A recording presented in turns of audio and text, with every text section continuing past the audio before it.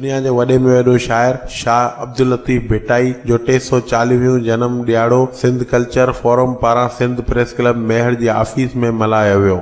Programme में खास मेहमान एडवोकेट ख्वाजा मोइन मक्सी हो, जॾहिं त सिंध प्रेस क्लब जे बानी इलाही बख्श चांडियो, लतीफ़ जो पारखू, हबीब हुजूरी, MD मुनीर लाशारी, शफीक अहमद चन्ना, परवेज हालो, इब्राहिम चांडियो, मजहर भुट्टो, अली रज़ा जावरी, अहमद अली अतार, सीनियर साफ़ी पायल जूणेजो ऐं ॿियनि शिरकत कई।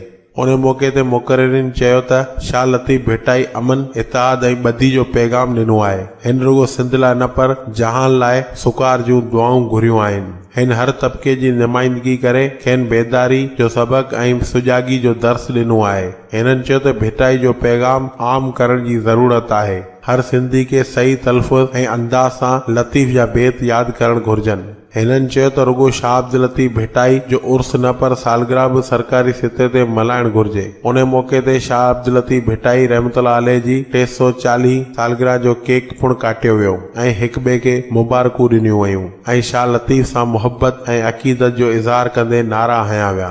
हबीब हुजूरी, लाल TV न्यूज़, मेहर।